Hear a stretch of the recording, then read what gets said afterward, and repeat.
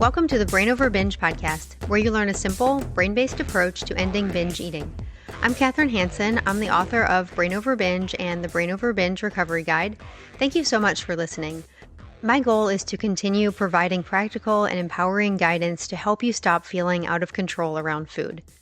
Before we get started with today's topic, I want to remind you that you can get my free Brain Over Binge Inspiration Booklet, which contains daily supportive messages to reinforce key concepts from this approach and to help keep you focused on recovery. You can download that booklet at brainoverbinge.com/inspiration-booklet, and that link is in the show description. In this episode, I want to talk about something that comes up often in coaching, and it's something I also remember well from my own experience with binging. And that's what I'm calling the binge inevitability mindset.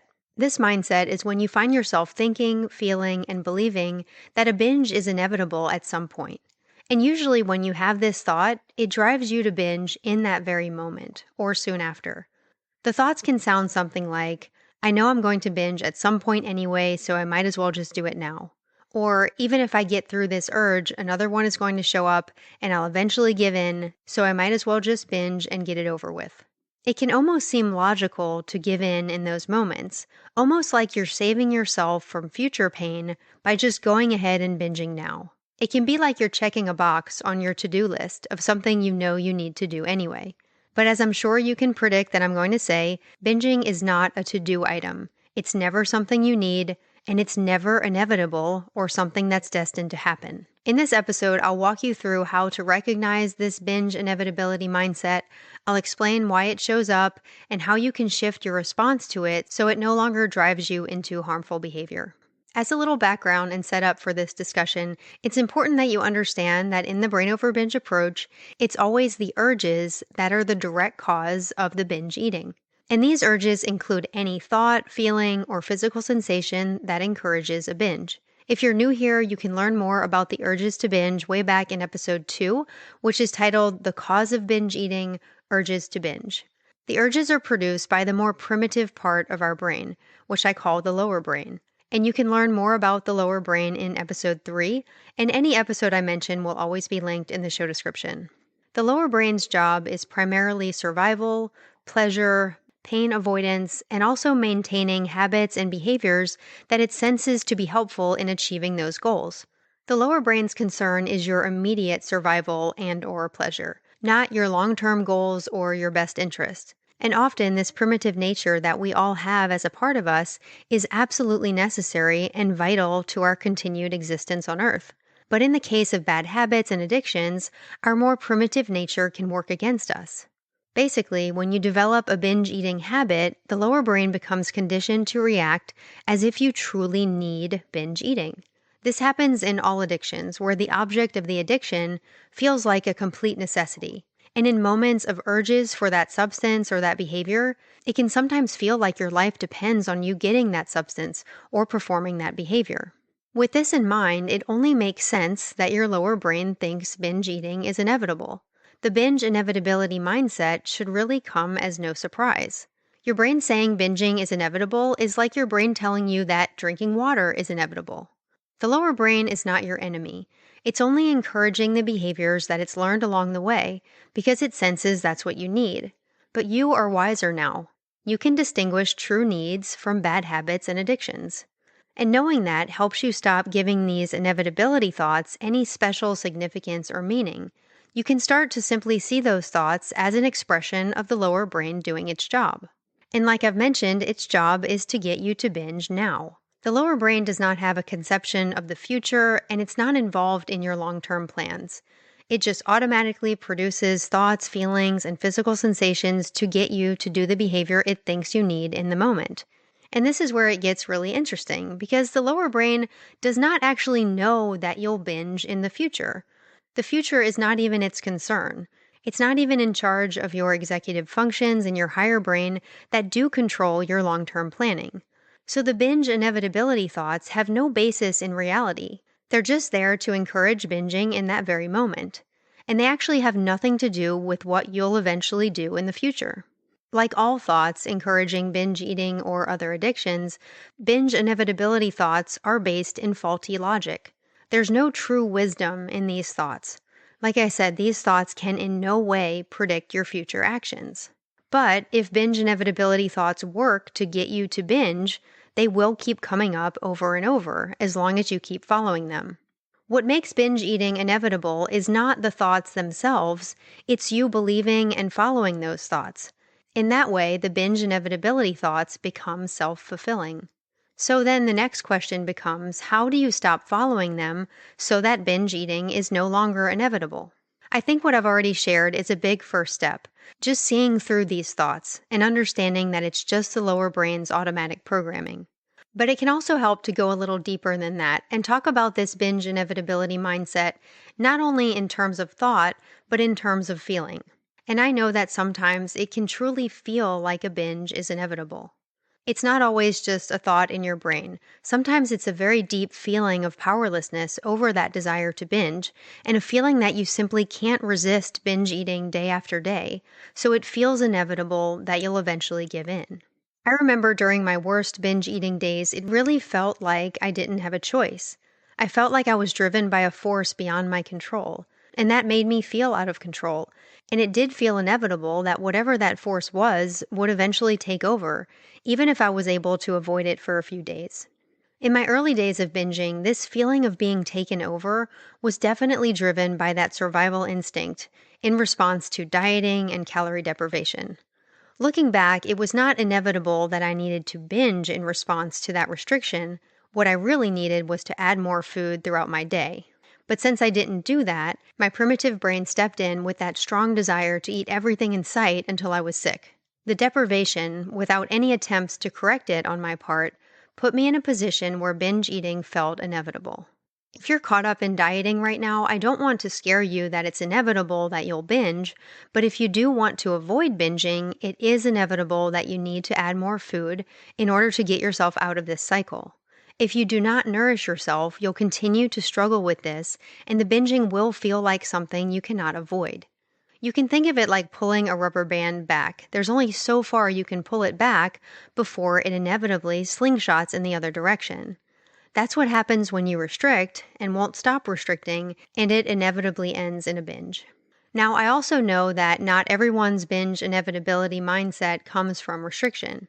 In my own case, it did eventually stop stemming from restriction. Once I was in therapy, I did add more food to my day to where I was eating a normal amount of calories and still binging on top of that. This was the case because my lower brain still sensed that I needed the binges, both to protect me against future starvation because I had made my brain very sensitive to that, and also because binge eating was a well-ingrained habit at that point, and my lower brain sensed it was necessary even in spite of me eating normally.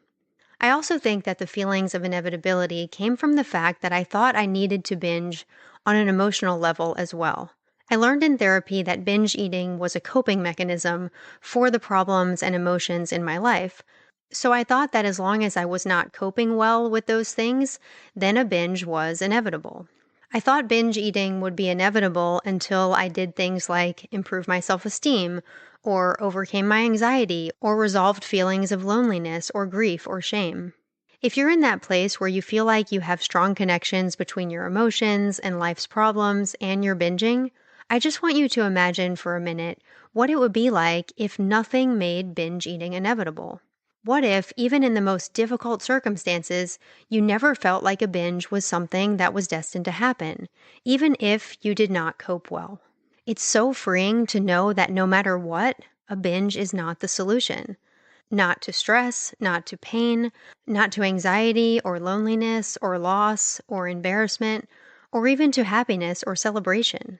Knowing this gives you so much power to recognize and to dismiss the binge inevitability thoughts, because you know that nothing in your life, nothing in your emotions, nothing in your past, nothing in your future can make binge eating inevitable. The only thing that can make you binge is following the urge to binge, and you can learn to not follow that urge regardless of what is going on in your life. If you've been a regular listener of my podcast or if you've read my books, you know the basics of how to dismiss the urges to binge. And if you're new here, you can learn my 5 components of dismissing urges to binge in episodes 4 through 8 of this podcast. Once you know that nothing makes binge eating inevitable, Not even food restriction, because like I said, the solution to that is eating more food throughout your day in normal amounts. When you know this, you're in the best position possible to dismiss the binge inevitability thoughts and feelings. You can stop giving them any special attention. You can stop thinking those thoughts and feelings have any power of prediction. You can stop giving those thoughts and feelings any value whatsoever. I have 2 final points that I hope will help you as you start separating from the binge inevitability mindset and realizing that it does not represent your truth. The first thing to know is that this mindset may come up more often when you're trying to fight the urges. If you're trying to argue with the urges to binge or trying to will the urges away, the urges can feel so bothersome that you can feel destined to tire out and give in. Now, it's not going to be comfortable to have the urges. You're definitely not going to like it, but you don't have to make it a struggle by trying to fight the experience. You can learn to be with the urges and do whatever you need to do in those moments to care for yourself or distract yourself if that's helpful, but you do not have to argue with the feelings and the thoughts that arise when you're having an urge. You can learn to let the urges be there without feeling like you have to will them away or wish them away. If you're in the habit of fighting urges, you may notice that as soon as the urge appears, you may have a binge inevitability thought like, you know you can't resist this for long, so you might as well binge now to avoid the struggle. In a way, this can seem logical, in quotes, because it can feel like by binge eating, you're protecting yourself from a future struggle with the urges. But just know that with some practice in learning how to detach from the urges, it does not have to feel like a struggle to have an urge. And even if it does feel like a challenge, you know that giving in and binge eating is never the solution, and it creates an even more painful struggle. Binge eating is never a way to save yourself from a struggle. It's only a way to create more pain.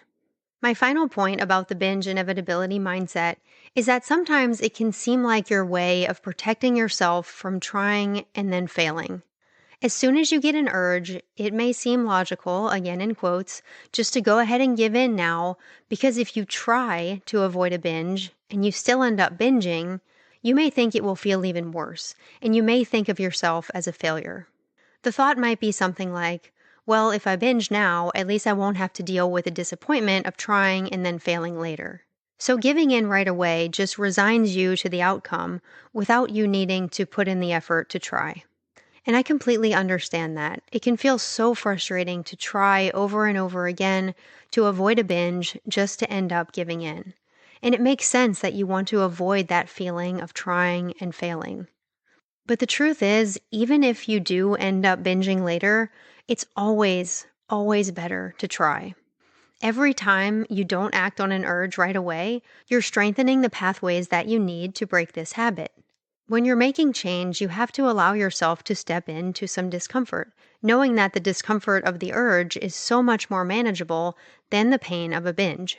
Choosing the pain of a binge right away to avoid potential failure just guarantees feelings of being a failure, and it guarantees pain.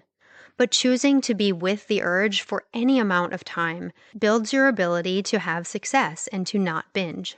Every minute that you don't act on the urge, you're proving to yourself that change is possible. Yes, you're taking a risk that you may give in later, but tell yourself that giving in later is always better than giving in now. And also remind yourself that if you keep dismissing the binge inevitability thoughts, you can avoid a binge later too, and the next time, until the habit fades. That's all for today's topic. I really hope that it helps you the next time you have a thought or a feeling that a binge is inevitable, because it never is. If this episode resonated with you, I want to remind you that you do not have to do this work alone. Coach Julie and I offer both one-on-one coaching and group coaching to help you apply these ideas to your real life and to support you as you move toward freedom from binge eating no matter what. You can learn about coaching through the links in the show description, and there you can also find a link to my online course that is less than $20 per month and links to my 2 books as well. I look forward to talking to you again in the next episode. Until then, I want to encourage you and remind you that you have the power to change your brain and live a binge-free life. The Brain Over Binge podcast is produced and recorded by Brain Over Binge Recovery Coaching, LLC. All work is copyrighted by Brain Over Binge Recovery Coaching, LLC, and all rights are reserved. As a disclaimer, the hosts of the Brain Over Binge podcast are not professional counselors or licensed healthcare providers, and this podcast is not a substitute for medical advice or any form of professional therapy. Eating disorders can have serious health consequences, and you are strongly advised to seek medical attention for matters relating to your health. Please get help when you need it, and good luck on your journey.